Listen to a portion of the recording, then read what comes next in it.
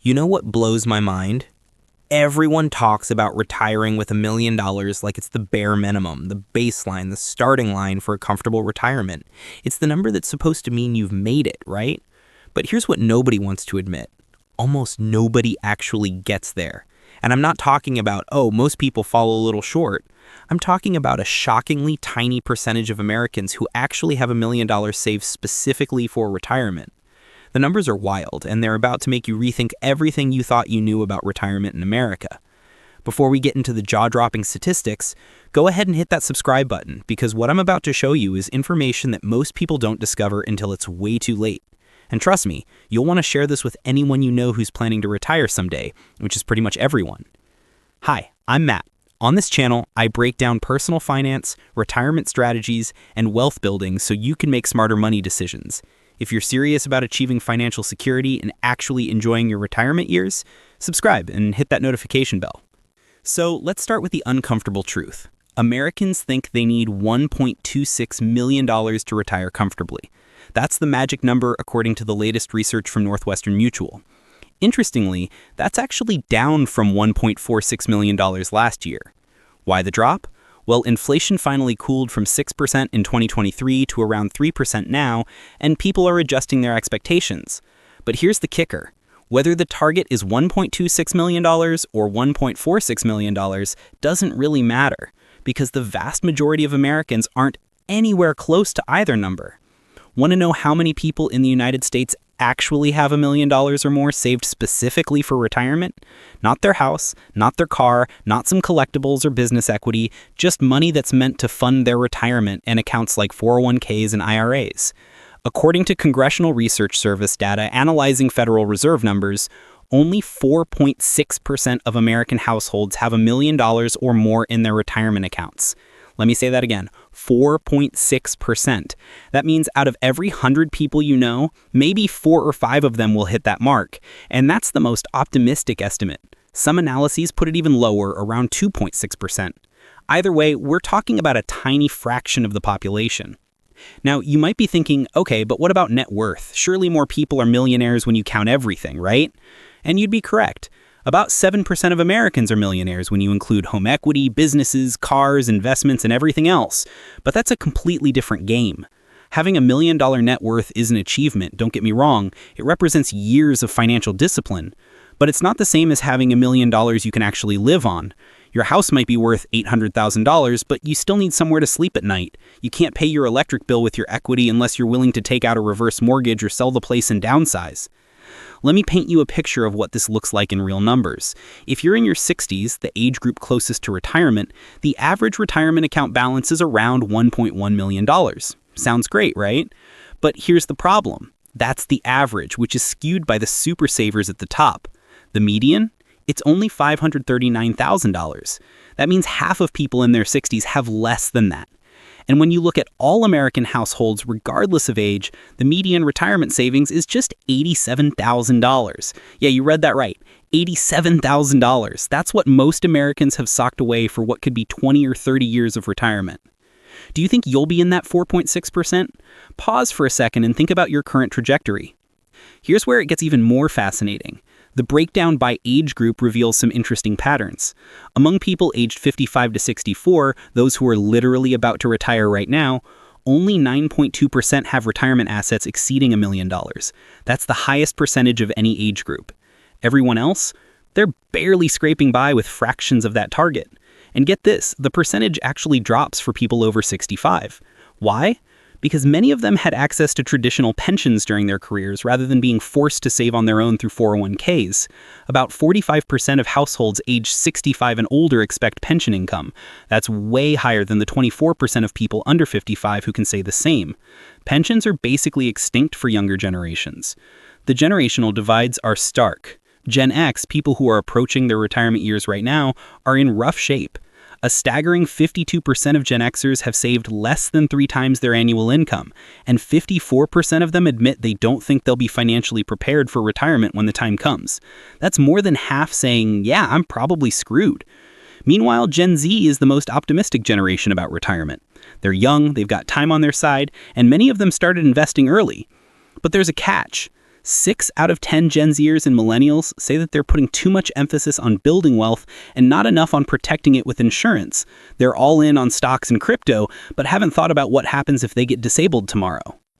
Now, let's talk about why $1 million in an investment portfolio is fundamentally different from $1 million in home equity. This is where the math gets really interesting. If you have $1 million portfolio invested in the S&P 500, historical averages suggest it could double in roughly 7 years. The S&P has returned about 10% annually over the long term, though recent years have been even better. We saw 26% returns in 2023, 25% in 2024, and around 13% so far in 2025. Even Goldman Sachs is projecting a 10% total return for the full year. So that $1 million portfolio, it hits $2 million in year 7, reaches $4 million by year 14 or 15, all without you adding a single extra dollar. The compound growth becomes ridiculously powerful after you cross that first $1 million threshold. Now, compare that to $1 million home. Real estate doesn't grow at the same pace. On average, U.S. home values rise around 4% per year. Some markets do better, some do worse, but 4% is the average. In 7 years, that $1 million home might be worth $1.3 million. That's a $300,000 gain, which is nothing to sneeze at. But it's nowhere near the $1 million gain you'd see in the stock market over that same period.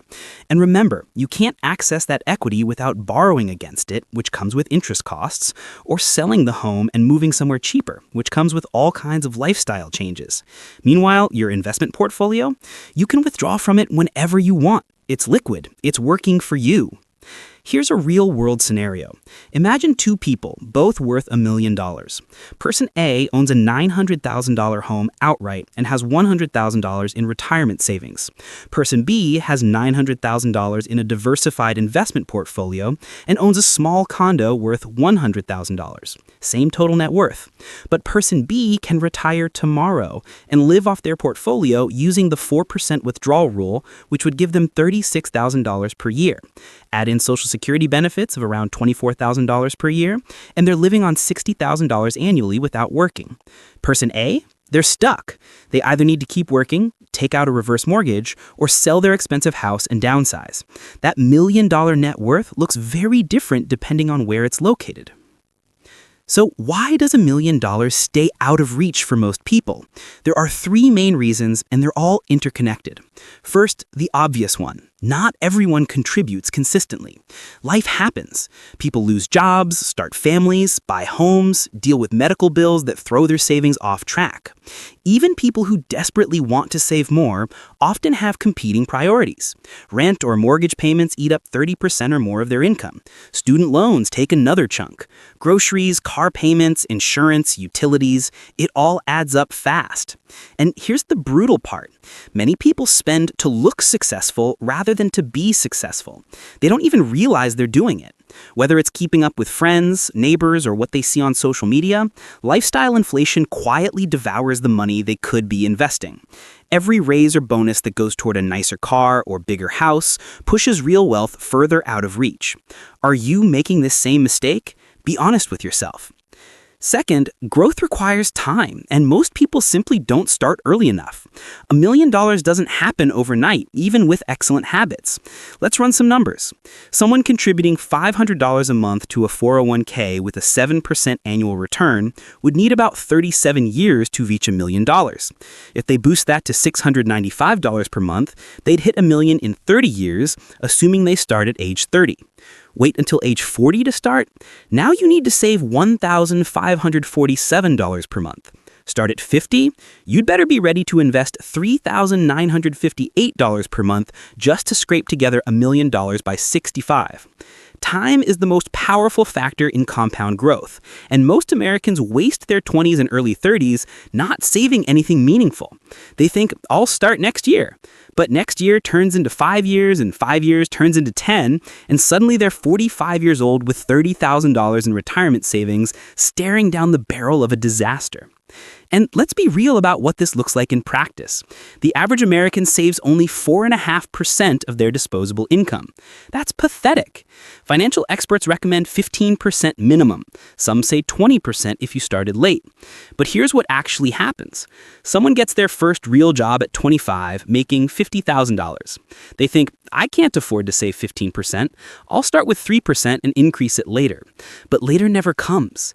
They get married, buy a house, have kids, and suddenly they're 40 years old still saving 3 or 4%. Meanwhile, their lifestyle has inflated to match their income, and they can't imagine cutting back. That's the trap that catches most people.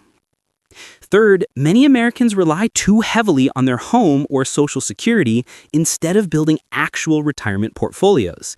They think, well, my house will be paid off, and I'll get Social Security. That should cover most of it. But the reality is much harsher. Social Security is facing a massive crisis. The trust fund is projected to be depleted by 2032 or 2033, depending on which analysis you believe. When that happens, the law requires an automatic 23% benefit cut across the board.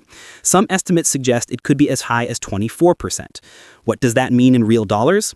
A typical couple retiring in 2033 would face an annual loss of about $18,100 in benefits every single year. Forever. And a staggering 76% of Americans are worried they won't receive the full Social Security benefits they've been promised. They're right to be worried. Let me give you some perspective on Social Security. Right now, the average Social Security benefit for retirees is around $1,976 per month. A 23% cut would drop that to about $1,521 per month. For many seniors, Social Security represents half or more of their total income. Cutting it by a quarter would be catastrophic. And here's the thing, politicians aren't rushing to fix it. Both parties have known about this problem for decades, but nobody wants to be the one to raise taxes or cut benefits because it's political suicide. So they kick the can down the road, and the problem gets worse. The longer they wait, the more drastic the fix will need to be. Some Republicans have suggested raising the retirement age to 70, which is effectively a benefit cut for everyone. Others propose lifting the income cap on payroll taxes, which currently stands at $176,100. Earnings above that amount aren't taxed for Social Security, which means high earners pay a smaller percentage of their income than middle-class workers. There are solutions, but they all involve pain for somebody, and nobody wants to take that pain. Here's another sobering statistic. In 2025, a record-breaking 4.2 million Americans are turning 65, the traditional retirement age. That's the largest wave ever. These baby boomers are flooding into retirement right as the system is buckling under the weight of too many retirees and too few workers. Back in 2000, there were 3.4 workers paying into Social Security for every beneficiary. Today, that ratio has dropped to about 2.7 workers per beneficiary. By 2035, it's projected to fall to just 2.3. The math doesn't work. You can't support a growing population of retirees with a shrinking workforce unless you dramatically increase taxes, cut benefits, or find some magical third option that nobody has figured out yet. So what does life actually look like for someone with $1 million in retirement savings? Let's break it down. Using the standard 4% withdrawal rule, a $1 million portfolio generates $40,000 per year. Some people use a 5% rule, which gives you $50,000. Let's split the difference and call it $45,000. Now add Social Security benefits. A retired couple receiving the average benefit would get around $48,000 per year combined. So you're looking at roughly $93,000 in annual income. That's livable, especially if your house is paid off and you're not drowning in debt. But it's not exactly luxury living. It's stability, making sure the bills are covered and food is on the table. It's enough to enjoy some travel, help out the grandkids, and not stress about every expense. But you're not flying private or driving a new Lexus every 3 years. Now, contrast that with the median American household nearing retirement. Remember, the median 65 to 74-year-old household has just $200,000 in retirement savings. Using the 4% rule, that's $8,000 per year. Add Social Security, and you're living on maybe $56,000 per year for a couple. That's tight. Really tight. Especially when you factor in healthcare costs, which average around $12,000 per year for a 65-year-old couple, according to Fidelity estimates. And those costs are only going up. Medicare's Hospital Insurance Trust Fund is also heading towards insolvency around 2033, which could result in an 11% cut to payments. Hospitals and doctors might start refusing Medicare patients if they're not being paid enough. Access to care could become a real problem for millions of retirees. Let me ask you directly, when was the last time you calculated your magic number? Not the generic $1.26 million that surveys throw around, but your actual number based on where you live, what lifestyle you want, and how long you might live. A 65-year-old today has a decent chance of living into their mid-80s or even 90s. That's 20 to 30 years of retirement. If you plan to spend $50,000 per year, that's $1 to $3 million right there, not even accounting for inflation or unexpected costs. And what if you live to 95? You better hope your money lasts. Running out of money at 80 when you've still got 15 years left to live is a nightmare scenario. Here's something most people overlook. The bulk of that $1 million doesn't come from what you put in. It comes from compound growth over time. Let's say you max out a Roth IRA every year starting at age 30. That's $7,000 per year, or about $583 per month. If the market returns its historical average of 10% annually, you'd have over $2.5 million by age 65. Your actual contributions would total only $245,000. The other $2.2 million, that's compound growth doing the heavy lifting. Einstein supposedly called compound interest the eighth wonder of the world, and he wasn't wrong. Once you understand that the vast majority of your retirement wealth comes from growth, not contributions, the goal starts to feel far more achievable. But here's the catch, and it's a big one. You have to stay invested. You can't panic and sell during market downturns. We saw people lose their minds during the 2008 financial crisis, the 2020 COVID crash, and every other scary moment in between. The S&P 500 has had negative years. It's happened 4 times in the 2000s alone. But over the long term, it always recovers and reaches new highs. The problem is that most people don't have the stomach to ride out those storms. They see their portfolio drop 20% or 30%, they freak out and they sell at the bottom, locking in their losses. Then they miss the recovery. That's how you end up broke in retirement. Here's the fun fact. Studies show that people who work with financial advisors see 3% higher net returns compared to those who don't. Why? Because the advisor keeps them from making emotional decisions. They provide discipline and a long-term plan.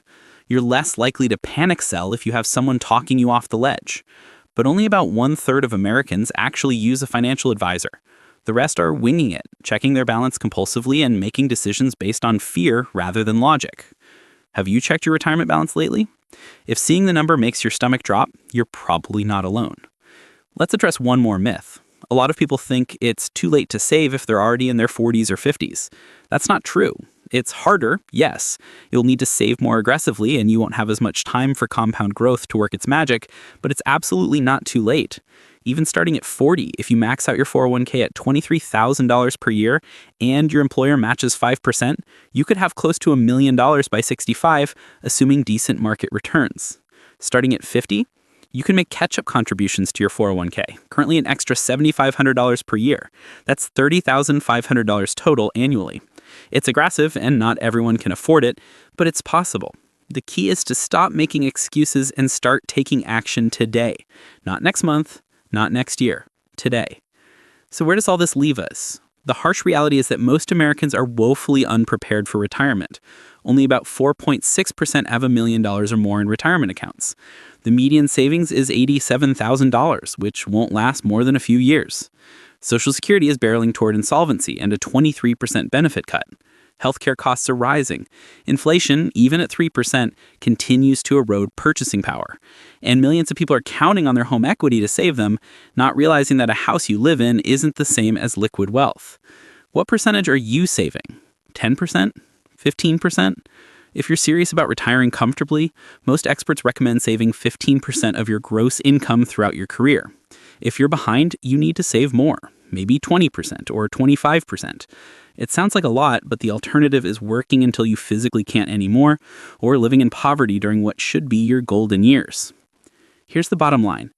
Net worth is a nice number to track, but it doesn't tell you if you're ready to retire.